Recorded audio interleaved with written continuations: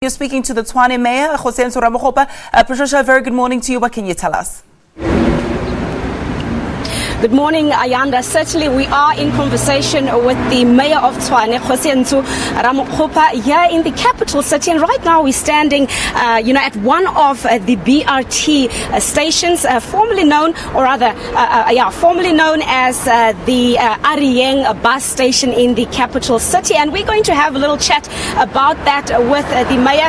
And this, of course, after the Minister of Finance, Pravin Gordhan's announcement yesterday in Parliament during his budget speech that an additional 6 billion rand will be allocated for the BRT in the various metropolitan areas. Now, you would know that in cities such as George, Cape Town, Johannesburg, and right here in Tshwane, the system has been transporting the masses, and it's been a very convenient and economic system so far. But also a lot of challenges have over the years sprung up with the BRT, or rather the Areyeng as it's known here in Tshwane. So let's speak to the Mayor and find out what is the latest on the Areyeng system here in Tshwane.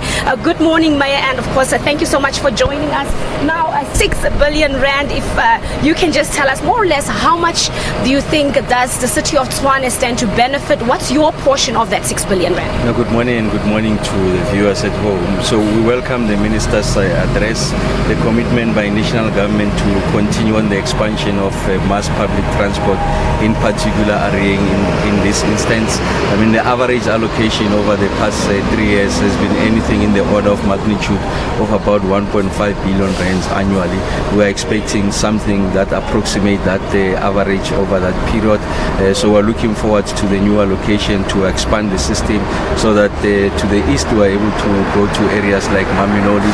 To the north we are expanding now to Soshanguve. The next phase is going to Vonderboom on its way to Soshanguve. As we have indicated, a very convenient system carrying over 150,000 people. But once we get into the more densely populated areas, we are more than confident that we'll far exceed a ridership of about 300,000. So we are confident and bullish about the future of this transport system. Now, in previous months, there has been major delays, some of it attributed to financial constraints because contractors had, submitted exorbitant prices for the system itself. What is the current situation? Have you been able to sort out some of the teething problems? Yes, in fact, the Minister makes that acknowledgement in his address that we must look at the cost of rolling out this infrastructure. I mean, per kilometer, we're spending anything close to 20 million rands. That is unsustainable, especially at the nascent stages, because the system currently, as we speak, cannot finance itself. So we must look at innovative construction methods that are cheaper, more efficient, so that we're able to stretch the rand and deliver the system much faster. Yes, we have resolved those problems. We are more than confident that come end of April, we'll be launching the second phase. But again, going into the future, we need to look deeper into the unit cost, and I'm talking the kilometer cost of delivering this system. Otherwise, we will not be able to afford it.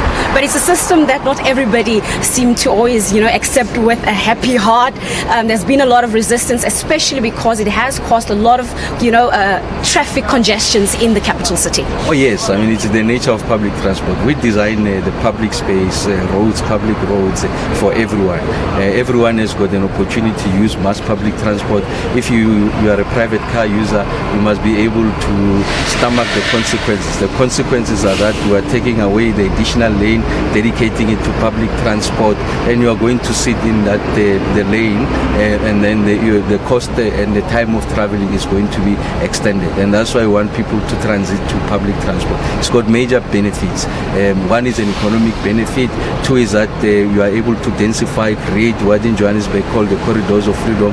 And third, you are able to lower the carbon footprint. The Minister makes the point they are going to be introducing carbon tax. They are going to be introducing a tire levy. I guess that is meant to discourage people from buying private cars, going to mass public transport. So it's an inherent contradiction, inconvenience, but we must all accept that public transport is the future of the country. Now, just very brief, in short, we have run out of time. How does the Areyeng system fit into the overall integrated transport system in the capital city? Oh yes, we are creating hubs in the north The minister spoke about the Mabopane station, and then there's the Gautrain. All of these things will be integrated. Metro Rail is expanding its services to Hammanskraal. We'll be introducing the light rail. All of this is geared at ensuring that public transport is more integrated, multimodal, and more convenient to our people to use. All right. Thank you. Of course, that is the Mayor of Tshwane, Kgosientso Ramokgopa, just bringing us up to speed as to what the city of Tshwane's long-term transport expansion plans are, of course, in line with the city's 2055 plan. It is back to you in the studio.